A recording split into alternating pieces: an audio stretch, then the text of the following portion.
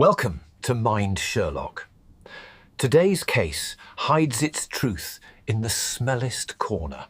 The clues begin quietly, but the journey is unforgettable. Let us get started.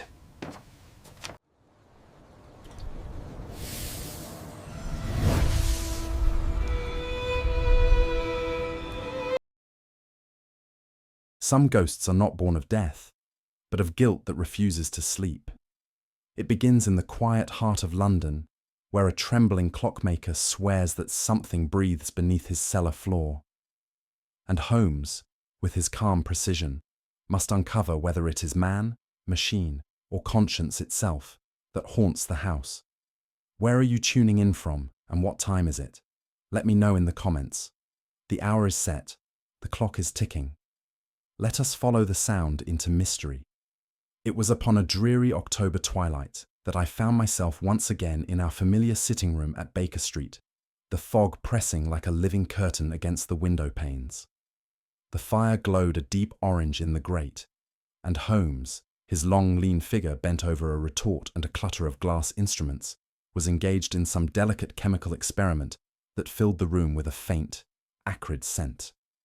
The steady scratching of my pen, as I made brief notes on a medical case of the morning, seemed almost intrusive in that stillness. It was one of those hours when London herself appeared to sleep, until from the street below there came the hollow echo of a carriage wheel and, moments later, a hesitant knock upon our door. Holmes looked up with that swift, hawk-like movement so characteristic of him. "A client, Watson," he murmured, setting aside his pipette. "You observe the rhythm, uncertain, apologetic. We are about to meet a man at war with his own courage." Mrs. Hudson's gentle tread was followed by the shuffle of hesitant feet. I remember the door opening to admit a small, grey-faced gentleman, whose entire person seemed to tremble with invisible vibrations, as though his nerves had been strung too tightly and might at any instant snap. Mr. Thaddeus Venn, such was our visitor's name, was, as Holmes afterwards remarked, a man built for precision rather than passion. The stains of oil upon his fingers betrayed long acquaintance with the workings of fine machinery. Yet his eyes, rimmed with sleepless shadow, darted about the room as if expecting pursuit even there. "Mr. Holmes," he began in a voice not much above a whisper, "I fear I must trespass upon your kindness. My trade has ever been the measurement of time, but time, sir, has turned against me." Holmes motioned him to a chair and offered a measure of brandy. "Compose yourself, Mr. Venn," said he, in that quiet tone which could calm the most distracted of men. "Begin, if you please, at the point where your trouble first took shape."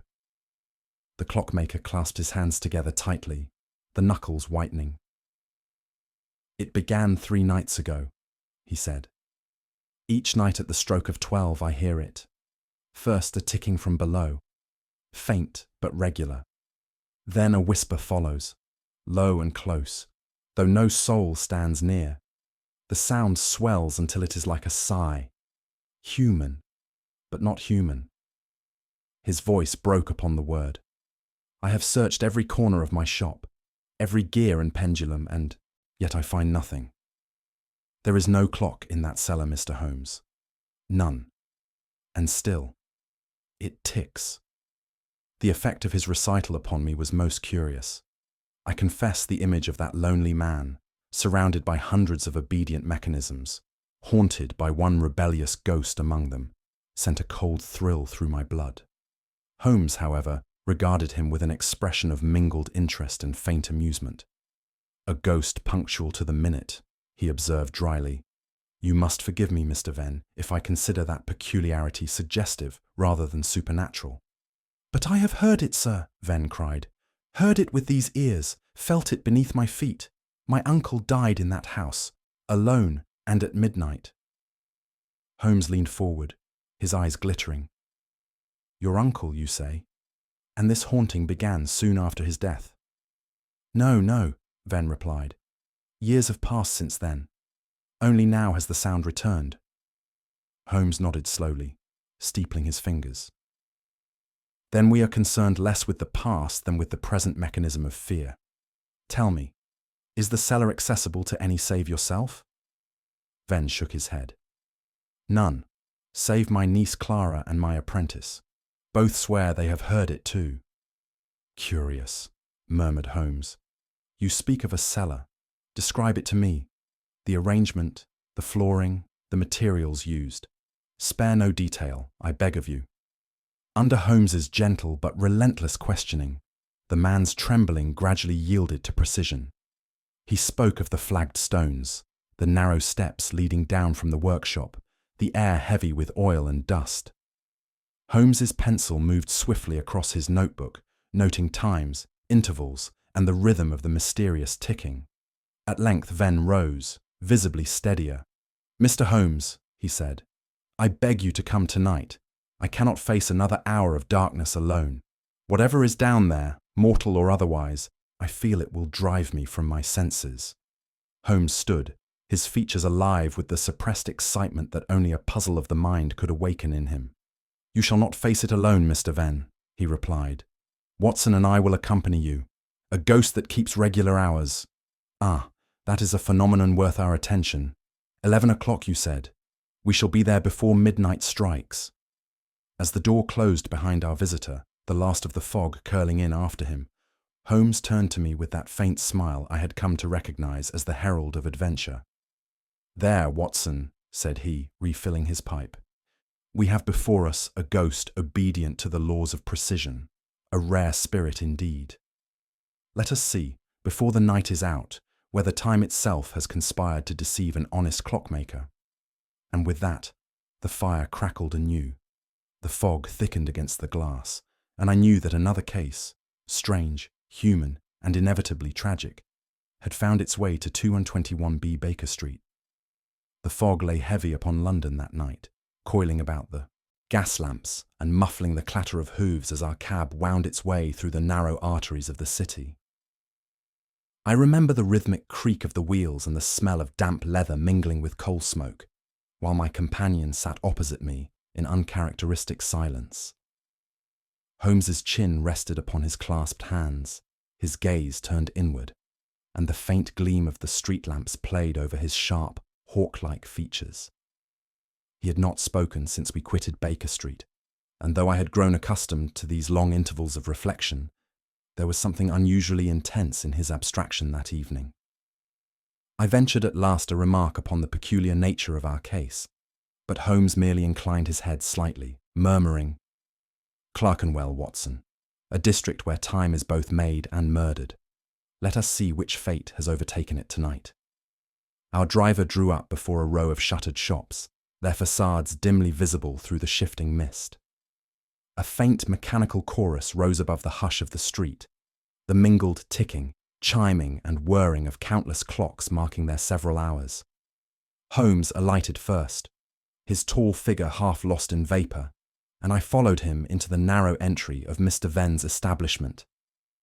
The door gave a reluctant creak as it opened, and instantly we were surrounded by a sound that was less a noise than a presence. The measured heartbeat of innumerable mechanisms, each alive in its confinement. Some ticked briskly, others faltered, but together they created a confusion that was strangely animate, as though invisible creatures breathed within their brass cages. Mr. Venn moved among them like a man walking through a dream. His lamp threw wavering shadows across the walls, and every pendulum seemed to shudder at our intrusion. The air was heavy with oil and the faint tang of metal filings. Holmes's keen grey eyes travelled slowly from clock to clock, noting their alignment, their differences, and, as I could tell from his expression, their imperfections. Remarkable, he said at length.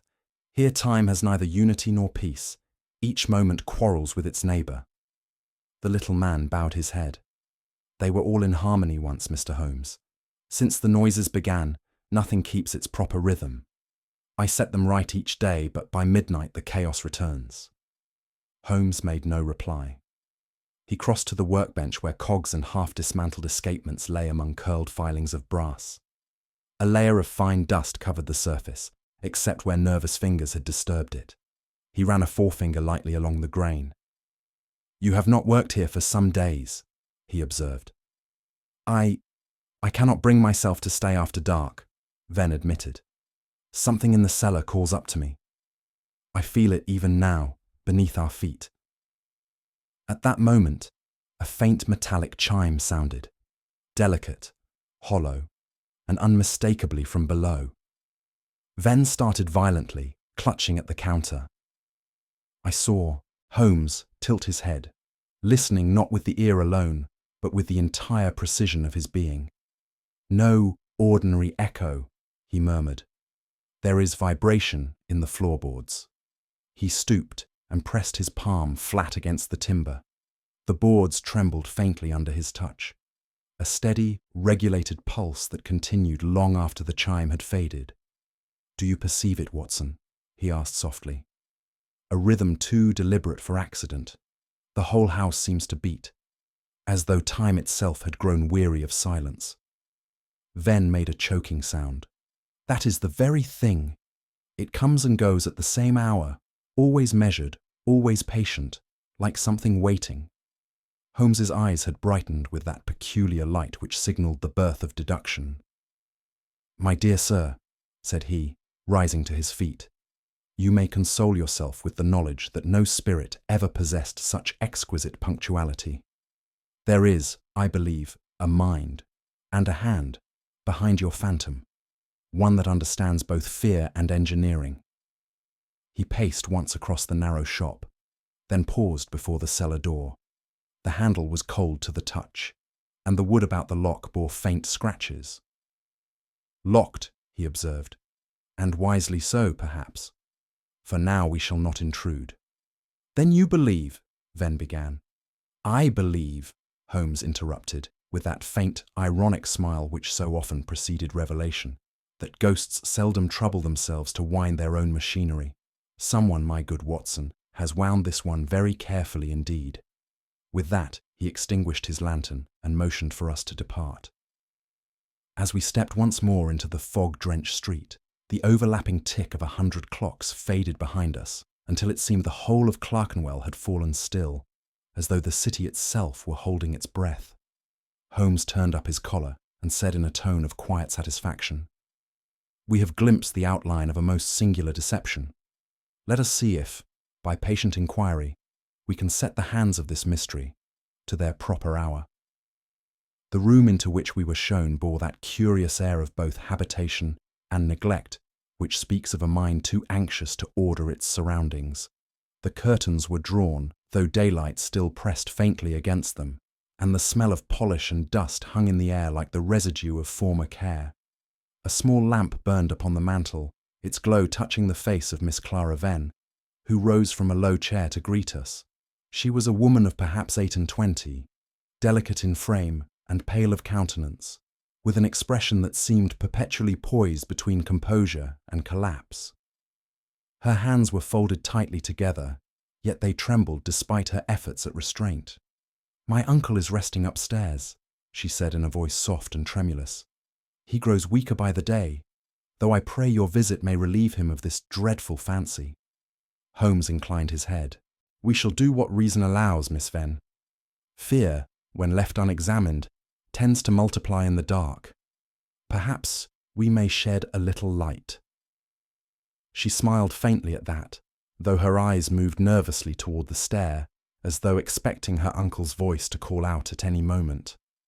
Holmes's gaze wandered about the room, to the unfinished mechanisms upon the table, the draped windows, the closed door that led, I suspected, to the rear of the shop. His manner was at once courteous and detached, the physician of the mind preparing his diagnosis before the patient had uttered a word. When she spoke again, it was with a rush, as though the words had long waited for release. It is his imagination, Mr. Holmes. He has spent a lifetime surrounded by the ticking of clocks. He has listened to them so long that he begins to hear what is not there. Each night he sits awake, convinced that some unnatural sound rises from beneath the floor. I have begged him to rest, but he believes himself haunted by time itself. I could not help glancing at Holmes. An overworked mind, perhaps, I suggested. Or a very precise one, he murmured, his eyes still moving about the room. Fear, Watson, is seldom random. It has a structure, even if the sufferer cannot perceive it. At that moment, a heavy tread sounded in the passage, and a young man entered, tall, broad-shouldered, his coarse hands marked by labour. His brow was furrowed, and his eyes, a shade too bright, betrayed both pride and resentment. Miss Venn's composure faltered visibly. "This is Mr. Rudge," she said, "my uncle's apprentice." The man inclined his head awkwardly, his manner that of one forced into politeness. "I did not know we had visitors," he said, his tone bordering on insolence. "I hope the old man's not told you he's being haunted again." "Mr. Holmes and Dr. Watson are here to assist," Clara replied coldly. "Your tone is ill-suited to the occasion." He shrugged. "If the master wishes to see ghosts, I can't stop him. But he's not the man he was. He's hiding something, I swear to it. Something alive, under those boards." A sharp exclamation escaped Miss Venn, half outrage, half fear. Holmes, however, made no attempt to silence the outburst. Instead, he observed both faces closely, as a naturalist might study two rare insects under glass. "Alive?" he said quietly. "That is a curious phrase, Mr. Rudge. What leads you to suspect life in a place where only dust and wood are expected?" The young man's lips curled in a bitter smile. "Because I've heard it. A throb, like a heart. He goes down there after dark, and the next morning he looks years older. Ask her. She knows." Clara drew herself up, trembling. "You lie!" she cried. "You have been dismissed before for insolence. You hate my uncle because he trusts no one, least of all you." Holmes's hand lifted gently, and silence followed. "Each of you tells a truth coloured by fear," he said, his tone mild. "But truth, like fine mechanism, depends on alignment. Let us see where the gears fail to mesh." He turned his questions with quiet precision. When had the noises begun? Who held keys to the cellar? How often Mr. Venn worked there alone? Clara's replies were fluent yet too careful. Rudge's bluntness had the ring of sincerity, but not of innocence. And as they spoke, I observed what Holmes had already marked. A flicker in Miss Venn's gaze each time the cellar was named, a momentary tightening of her fingers upon her sleeve.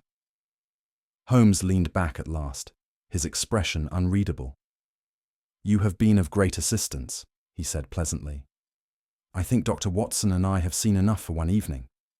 Clara rose, visibly relieved. Yet as we made our way to the door, Holmes paused, feigning to adjust his gloves. In that instant, Miss Venn's eyes darted, quick as a swallow, toward the locked cellar door. The gesture lasted scarcely a heartbeat, yet it was enough. Holmes's brow lifted ever so slightly. His gaze followed hers, then returned to its usual composure. Once outside, he drew a long breath of the damp evening air. "There, Watson," he said, with quiet satisfaction, "is our first clear signpost. When a woman of fragile nerves fears a ghost, it is to be pitied. But when she fears what lies beneath, the matter passes from the spectral to the human, and that is where our true investigation begins." The stairway was so narrow that the flame of our lantern brushed the wall as we descended. The chime of midnight from above mingled with the echo of our boots, and I could feel the air grow colder at each step. Mr. Venn led the way, his hand trembling upon the rail, while Holmes followed, with his usual composure, the light glancing off his sharp profile. The smell of metal and old oil grew stronger until at last we reached the floor of the cellar, a small stone chamber with a low, arched ceiling. The faintest draught moved through it, not enough to stir the dust, but sufficient to whisper of long neglect. Above our heads, the muffled ticking of the hundreds of clocks in the shop blended into a strange pulse, like the breathing of some enormous creature sleeping overhead. Holmes raised the lantern. "You perceive, Watson," said he, "the very theatre of this man's fears." His words echoed faintly. "And, if I am not mistaken, the heart of our mystery beats somewhere within these four walls." The light revealed little, a workbench thick with grime, a few rusted tools, and the blank face of the cellar wall. Yet the silence of the place was such that even our own breathing seemed intrusive. I confess that a chill passed through me, though Holmes's calm presence steadied my nerves. We stood thus for several moments. The lantern cast slow-moving shadows that stretched like fingers across the floor, but nothing stirred. Then, as the clocks above struck their 12th note, all sound seemed to fall away. The cellar, for one awful instant, became utterly still. That stillness was more dreadful than any noise. It was as if time itself had been arrested in that subterranean air. I could see the dust motes hanging motionless in the light, thousands of them, suspended mid-flight. And I felt as though we trespassed in some forbidden chamber where the ordinary laws of motion and breath had ceased to exist. Holmes moved with infinite care, his eyes taking in every surface. He crouched beside a cracked flagstone, tracing its seam with one gloved finger. "The silence, Watson," he murmured, "is not natural. It has been imposed." Before I could frame a question, a sound reached us, so faint that at first I thought it an illusion born of tension. It came again, a rhythmic throb, deliberate, slow, and horribly regular. Mr. Venn clutched at my sleeve. "It is awake," he whispered. "The ghost is awake." The sound grew more distinct, like the beating of a distant heart, each stroke measured with uncanny precision. The old man's lamp shook in his hand, and its wavering light lent movement to the shadows, so that the cellar itself seemed to breathe. Holmes motioned for silence. He set down the lantern and knelt, placing his ear to the cold stone wall. His expression, usually so composed, grew intent. "Not a ghost," he said at last. "No heart ever beat with such constancy. The rhythm is mechanical, the pulse of a design, not of life." He rose slowly and crossed to the far corner, where he examined the junction of wall and floor with his magnifying lens. I could see his nostrils flare slightly. "Do you smell it, Watson?" "Paraffin," I answered, surprised. "Precisely. And here—" He touched the wall where small black marks marred the pale stone. "Soot. Someone has recently kindled a flame, though none of our frightened witnesses would dare come here after dark. We are dealing not with phantoms, but with human cunning." The throb continued, steady as a clock. Holmes turned the lantern toward a fissure near the floor. I heard a faint hiss of air escape from it, a breath that seemed almost alive. The flame flickered in answer. "There lies your ghost, Watson," he said, smiling faintly. "A mechanism devised to frighten an old man from his wits, an infernal contrivance of metal and air, ingenious but not supernatural." I gazed at the wall, half in wonder, half in disgust. "To use a man's livelihood, his very trade, against him," I said. "It is devilish." Holmes regarded the trembling clockmaker with an expression of pity. "Fear, my dear Watson," he said softly, "is a tool as precise as any gear or spring. Someone has wound this one with remarkable care, but we shall see to it that its ticking stops before the night is over."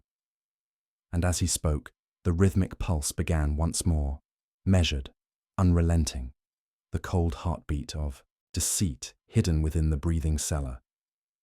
We were seated in the dim confines of Mr. Venn's workshop late the following afternoon, when a sharp rap sounded at the door. Holmes, who had been leaning back in quiet contemplation, rose instantly, his expression brightening with that peculiar animation which attended the arrival of officialdom. The door opened to reveal Inspector Lestrade, his short figure framed against the pallid light of the street, and his face wearing that mixture of self-importance and embarrassment which so often attended his visits to Baker Street. "Ah, Holmes," said he, stepping in briskly. "I thought I'd find you here. It's a queer little business, this one, and I fancy your nose for oddities may prove useful." Under his arm, he carried a sealed packet of documents, which he laid upon the workbench with the air of one presenting evidence before a magistrate. Holmes gestured him toward a chair. "You come burdened, Inspector," I trust it is with something weightier than a warrant for phantoms. Lestrade permitted himself a dry smile. No ghosts this time, Mr. Holmes, though the living are strange enough. We found this among Mr. Venn's effects. He tapped the packet. A will of sorts, unsigned and peculiar. It bears the lady's name. His small eyes shifted toward Miss Clara Venn, who sat by the window, pale but composed. Holmes broke the seal and unfolded the parchment, spreading it upon the table beneath the lamp. Unsigned, you say? Curious. And yet in so precise a man as our clockmaker, even the absence of a signature must carry intention. The document, as Lestrade explained, named Clara Venn sole inheritor of her uncle's business and property, but its date was recent, and the handwriting unlike that of his earlier correspondences. We can't say whether it's a forgery or a draft, said the inspector, but the old man swears he never put pen to paper for it. Holmes bent low over the sheet. His eyes, under half-lowered lids, traced each stroke with deliberate care. Observe, Watson, he murmured. The paper is not the sort one buys in Clerkenwell, but in Bond Street. The ink, too. German manufacture of a type more suited to commercial ledgers than legal documents. And here, he ran his long finger along the blank signature line. A tremor, faint but certain. Not the trembling of age, Lestrade, but of hesitation. The hand that stopped here did so not from frailty, but from doubt. Miss Venn's voice, low and uneven, broke the stillness. Then you believe it false? I believe it unfinished, Holmes replied. And unfinished things in law are often the most dangerous. Before anyone could speak again, a faint sound intruded from the adjoining passage. A whisper, no louder than the sigh of air escaping a clock's casing. Clara started visibly, her face blanching. Mr. Venn, who had been silent till then, rose unsteadily. You heard it, he cried. You all heard it this time. Holmes motioned him to calm. Pray sit, Mr. Venn. Whatever speaks in your corridor tonight does not belong to the other world, I assure you. But even as he spoke, the whisper came again, a soft sliding murmur, like words formed too close to the ear.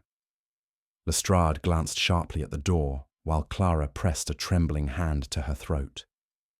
The sound ceased as suddenly as it had begun, leaving in its wake an oppressive silence.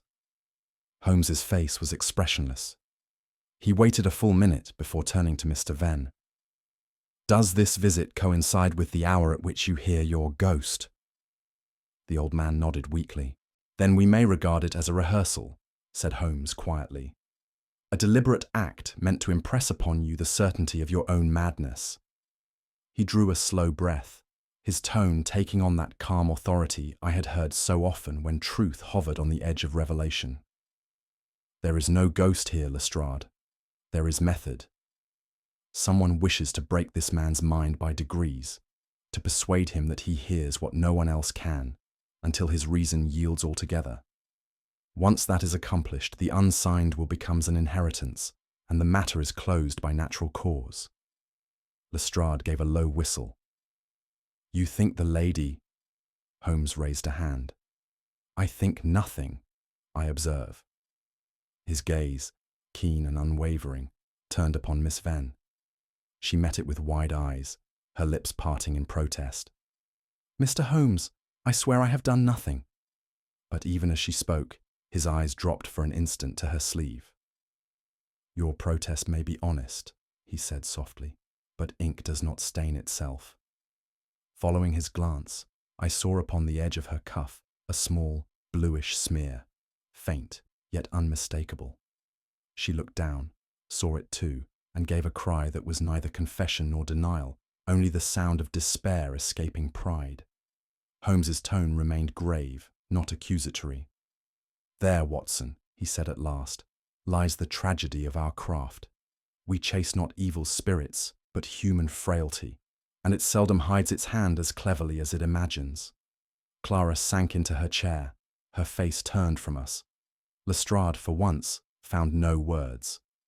The clocks above us ticked on, unpitying and exact, as though marking the slow undoing of another guilty soul before the tribunal of time itself. It was upon Holmes's insistence, and despite the hour, that we once more descended into the clockmaker's cellar. The air was colder than before, and the weak flame of our lamp seemed swallowed by the darkness pressing in on every side. Holmes carried with him a small toolkit and a slender chisel, his eyes gleaming with that singular light of concentrated purpose which I had come to associate with the moment just before revelation. Mr. Venn followed reluctantly, wringing his hands and muttering under his breath of blasphemies best left undisturbed. I, for my part, could not repress a growing sense of dread, not of ghosts, but of the human ingenuity that so often gives them shape. Holmes examined each wall in turn, tapping lightly with the handle of his walking stick. "Fear," he said quietly, "is never without architecture. It must be built, carefully, secretly, brick by brick. Let us find its cornerstone." The rhythmic knocks echoed through the chamber until, at last, one corner returned a dull, hollow note. Holmes knelt, the lamplight catching the sharp plane of his cheek, and brushed away a line of dust from the masonry. "There," he murmured. "Do you perceive it, Watson? The stones breathe." I bent closer and felt upon my face a faint puff of air, not the cold, aimless draught of a neglected room, but a measured pulse, regular as a heartbeat. Holmes held a scrap of paper to the crack. It fluttered once, twice, and then rested motionless. "Artificial," he declared. "No natural fissure could exhale with such precision." He set to work immediately, the chisel biting gently at the mortar. The sound of it, steady and sure, mingled strangely with the remembered ticking of the shop above, until I fancied that time itself had come to watch our intrusion. With a final stroke, the stone loosened. Holmes inserted the tip of his walking stick into the gap and levered it outward. A panel fell away, revealing a cavity no larger than a child's coffin. The lamplight glinted upon metal within, brass gears, and a series of narrow pipes that twisted like veins through the wall. Holmes leaned forward, his features illuminated by a strange mixture of triumph and gravity. "You see, Watson," he said softly, "even fear requires machinery." The contrivance, though small, was of remarkable complexity. A mainspring mechanism connected by thin rods to a bellows-like device which expelled air at measured intervals. A small weight, suspended by wire, oscillated gently, producing a low vibration that mimicked the pulse of a living thing. Holmes adjusted the lamp, studying each part with clinical fascination. "Ingenious," he murmured. "Crude in conception, yet devilish in its precision. Fed by a concealed clock, wound perhaps each evening, it releases bursts of compressed air and motion at fixed intervals. Observe how the pipes direct the flow beneath the floorboards, carrying the illusion from stone to air until the very house appears to draw breath." I confess I was struck speechless.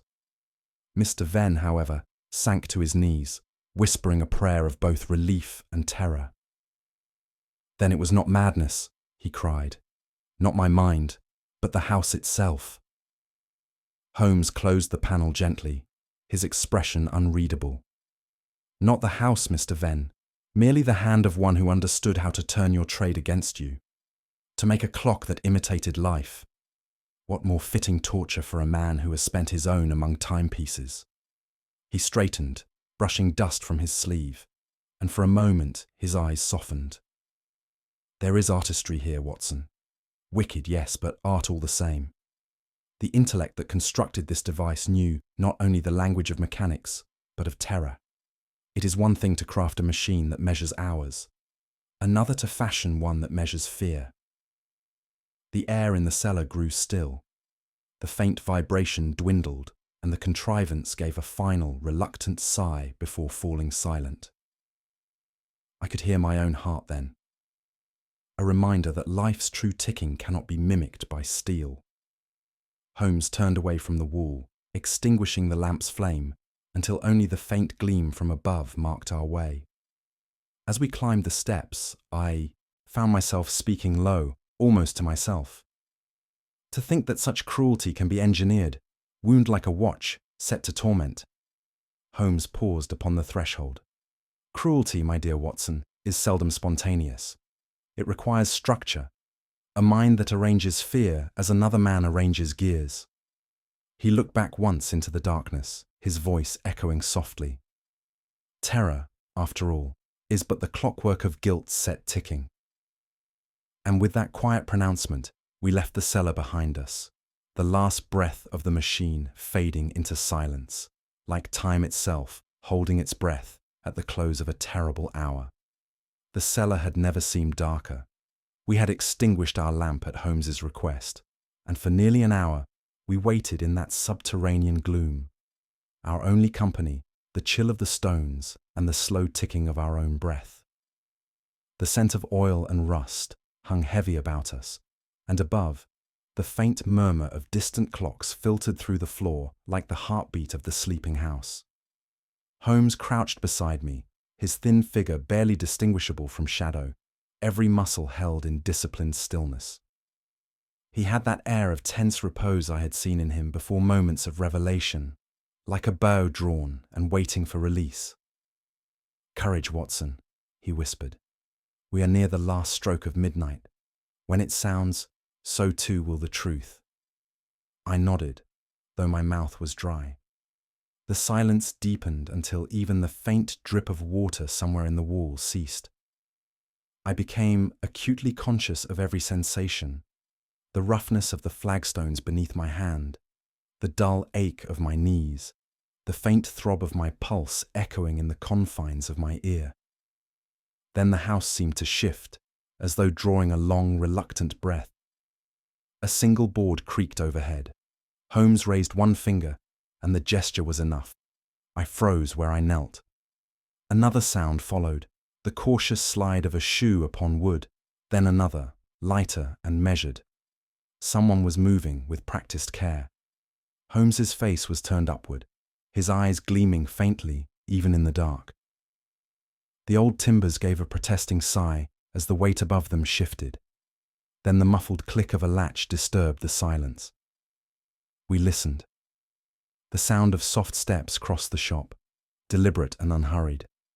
Then the faint rasp of metal against wood announced the opening of the cellar door. A cool draught descended toward us, carrying with it a smell of night air and the faint metallic tang of a lantern being lit. The glow reached us first, a narrow spear of light slicing through the blackness, quivering as it descended. Step by step, the intruder came into view, his face half obscured by the raised lantern. It was Henry Dalcott. There was nothing of fear in his movements. Rather, he had the precision of a man engaged in familiar work. Each step down the narrow stairs was placed with the balance of one accustomed to silence. In one hand he held the lantern, in the other a folded scrap of paper. His expression was fixed, intent, and entirely devoid of surprise, as though he descended not into danger, but into a task already rehearsed. He reached the cellar floor and paused, listening. Satisfied of his solitude, he crossed to the far wall where Holmes's earlier investigations had revealed the hidden cavity. I could see the light tremble slightly as he knelt, setting the lantern beside him. With deft fingers, he loosened the false stone and reached within, adjusting the delicate workings that lay hidden there. There was a faint metallic click, followed by the soft exhalation of air, the mechanism breathing again under his touch. "Alive once more," he murmured, almost tenderly. "As long as you tick, old friend, he will hear you." I felt Holmes's hand touch my sleeve, an injunction to wait. Dalcott now drew from his coat the folded paper, smoothed it on his knee, and slid it carefully beneath the loosened stones. The forged will, no doubt, the final stroke of a scheme built as precisely as the very clockwork before him. But before his hand could withdraw, the shadows themselves seemed to move. Holmes stepped forward, the sudden flare of our lantern dazzling in the confined space. "That will do, Mr. Dalcott," he said. The voice, cool and unmistakable, cut through the man's gasp like a scalpel through silk. Dalcott staggered back, blinking into the light. his hand still half buried in the cavity. "You," he stammered. How long have you?" "Long enough," said Holmes. "Long enough to watch you wind the ghost you created." For a moment, Dalcott's courage flared. He straightened, his tone turning defensive. "You have no right, no proof." "On the contrary," Holmes interrupted, his words sharp as frost. "The air escaping from this mechanism bears the scent of paraffin used only hours ago. The forged will is damp where your hand has pressed it. And," he tilted his head slightly, "the ticking you devised to drive a man to madness will, I fear, testify far more eloquently than either of us." The man's shoulders sagged. The lantern light caught the sheen of perspiration upon his brow. "I only meant to frighten him," he said hoarsely, "not to harm. He was bound to discover what lay beneath. I wanted him gone before he did." "Before he uncovered your theft," said Holmes evenly. "The embezzled funds, the missing bonds, the brother's silent knowledge. Yes, I have pieced it together. You hid the proof beneath the floor, and when conscience failed to keep you from ruin, you built a ghost to keep him from the truth." Dalcott stared at him, mouth trembling, every vestige of cunning drained away. "It was clever," he whispered, almost to himself. "Too clever." Holmes inclined his head. "That is the usual fate of such devices. A man may imitate the pulse of life, Mr. Dalcott, but not the rhythm of innocence. In the end, the clock stops." The voice mechanism beside them gave a faint whir, then ceased entirely. The silence that followed was absolute.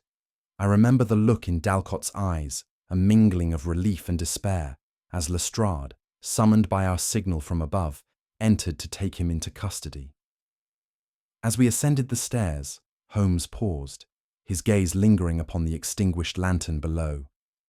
"A ghost of our own making, Watson," he said softly. "It seems even time, when misused, has a conscience." And I thought, as we stepped out into the waning night, that there was more pity than triumph in his voice.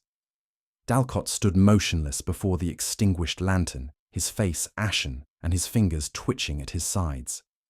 The device, which only minutes before had breathed with the mockery of life, now lay silent within the cavity of the wall. The cellar seemed to exhale in unison with it, the air thick, the dust trembling in the stillness. Holmes's tall figure was outlined faintly by the first pallor of dawn filtering through the grating above. His eyes rested upon Dalcott, calm and unwavering, as if studying not a criminal, but a mechanism of guilt winding down before him. "You have heard its last breath," Holmes said quietly. "Now we shall hear yours, Mr. Dalcott, in words." The man shuddered. "You think me monstrous," he muttered. "But I am not. I did not mean harm." Holmes's expression did not change. "Monstrous? No. Human, which is infinitely worse when intelligence and fear conspire together. Speak plainly. What lies beneath this floor?"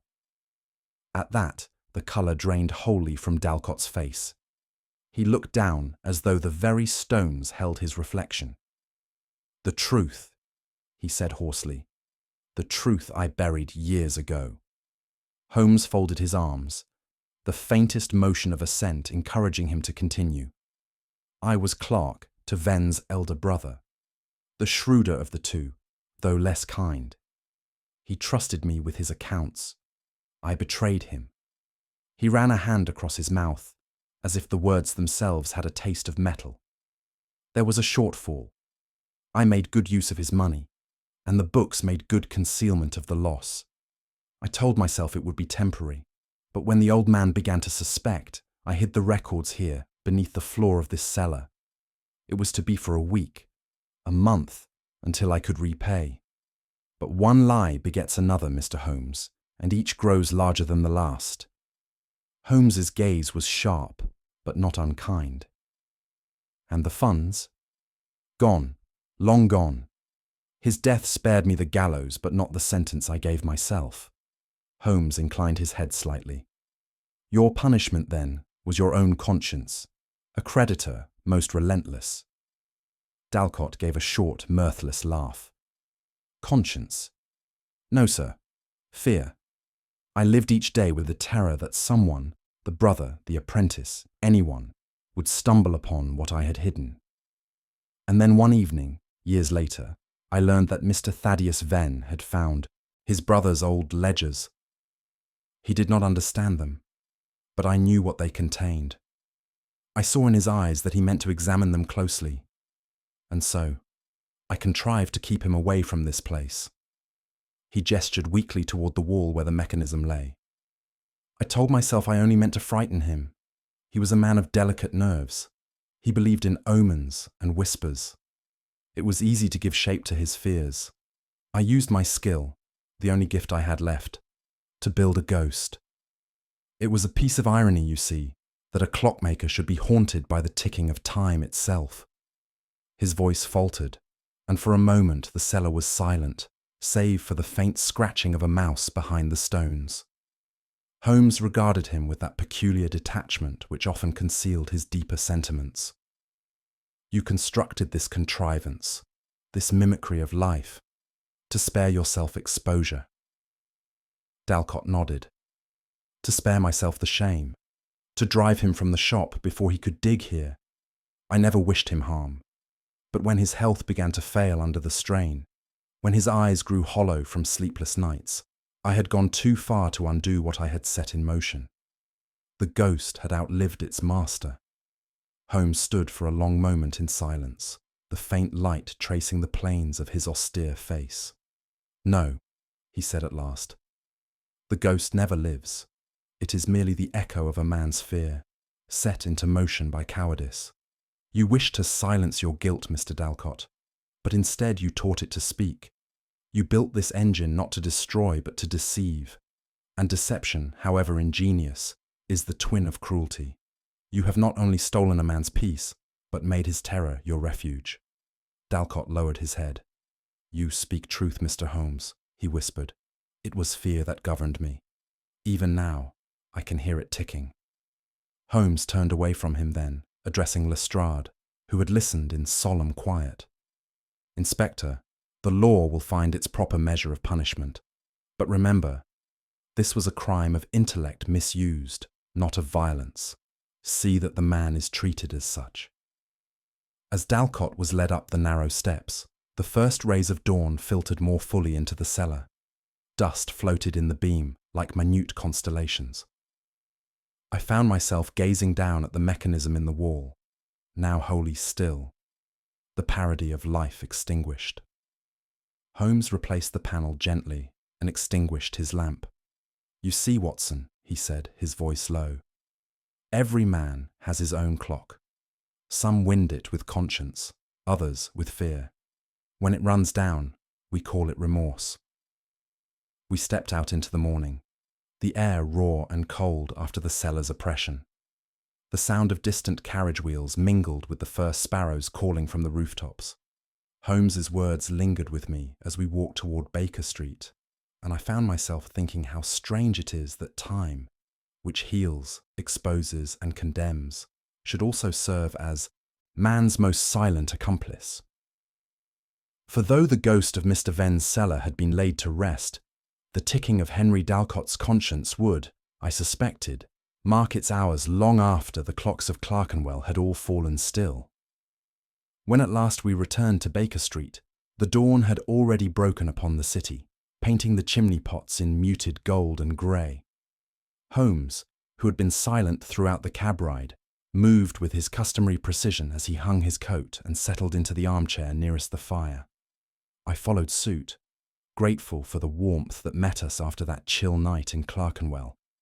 The familiar disarray of our sitting room, the strewn papers, the violin resting across a chair, the faint scent of tobacco and chemicals, seemed oddly comforting after the moral confusion of the hours just past. Holmes leaned forward, resting his elbows upon his knees, and stared into the flames. For a long time, neither of us spoke. The fire cracked softly, and the rhythmic tick of the mantel clock marked each passing second with almost insolent composure. I poured out the coffee and placed a cup beside him, but he did not stir. There was a weariness about him that went beyond the physical, the kind of fatigue that follows an encounter not with danger, but with human frailty. At length, when the breakfast things were cleared away, I seated myself opposite him. The silence persisted, not oppressive, but contemplative, as though the very air of Baker Street were taking stock of all we had witnessed. It was remarkable, I thought, how swiftly a house accustomed to crime and conjecture could return to domestic tranquility. Outside, the rattle of carts and the cry of a milkman filtered faintly through the window, yet within, the only sound was that steady, unrelenting clock. It was Holmes who finally spoke. "Tell me, Watson," he said quietly, "do you believe in ghosts?" I smiled faintly. After what we have seen tonight, I could almost forgive those who do. Holmes regarded me over the rim of his cup. "You mistake my meaning. I speak not of apparitions in winding sheets, but of those spectres which haunt the mind. The most persistent phantoms, my dear fellow, are of our own design, guilt, regret, fear. Men speak of haunted houses. They forget that the human conscience is the most haunted dwelling of all." There was no theatricality in his tone, only the calm of one who has peered too long into the machinery of the human heart. "Dalcott's ghost was mechanical, yes," he continued, "but it served its creator as every true ghost does, as an echo of guilt returning upon itself. The dead brother needed no revenge. Time, in its steady way, had built one for him. I considered this in silence before venturing. And yet, Holmes, is there not in fear some measure of virtue? It restrains the passions of men, if only by dread of consequence." He smiled then, that fleeting, ironic smile which so often accompanied his sharpest thoughts. "Fear, my dear Watson, is a poor guardian. It may stand watch for a time, but it is easily bribed by necessity or dulled by habit. Only conscience endures, that uninvited guest who neither sleeps nor accepts dismissal." He gestured toward the clock above the mantel, whose pendulum swung with tireless regularity. "Observe, Watson, that old companion of ours. It lies to no man. It makes no excuses, forgets no hour. The thief and the saint hear it alike, and in its rhythm is the one impartial witness this world affords. Time neither accuses nor absolves. It merely records." I followed his gaze, watching the pendulum's measured arc. The room was quiet save for that sound, a sound so constant that it had become invisible to our ears until Holmes had drawn attention to it. There was, in its steady beat, something both merciless and reassuring, a reminder that all things, deceit, fear, and even revelation, pass in their appointed order. Holmes drew his chair nearer the fire and stretched his long fingers toward the warmth. "You see, Watson," he said, "we spend our lives devising ghosts to frighten away truth. But truth, like time, cannot be banished. It will return, quietly, punctually, and without apology." As the hour struck, the deep chime filled the room, rich and deliberate. Holmes leaned back, closing his eyes for a moment, as if the sound confirmed his thought. I turned to the window. Outside, the morning mist had lifted, and London stirred to its daily toil. And so ended the curious affair of the Clockmaker's cellar, a case not of spirits, but of fear wound into flesh and steel. Yet long after the fire had sunk to embers, I found my eyes drawn again to the clock above the hearth, its pendulum marking each second with patient insistence. It seemed to me then that Holmes was right. Time, like truth, cannot be silenced, and beneath its rhythm, the hearts of men will always beat, guilty or not, until both fall still together. Holmes sat for a long while without speaking, his gaze fixed upon the faint glow of the hearth. At last he said quietly, "You see, Watson, it was never the ghost that haunted that house, but the conscience of a man who tried to bury time itself. The dead have no need to whisper. It is the living who cannot endure silence." I nodded. though my thoughts lingered on Dalcott's trembling confession. And yet, I said, it was fear that revealed him in the end. Holmes smiled faintly. Precisely. Fear is an honest creature, Watson. It tells the truth, even when its master lies. What do you think was Henry Dalcott's greatest mistake? His crime, or his belief that he could outwit the ticking of his own guilt? Let me know in the comments below. If you enjoyed this mystery, share it with fellow Holmes enthusiasts, subscribe for the next investigation, and join us again where reason meets the shadows, and truth waits quietly to be found.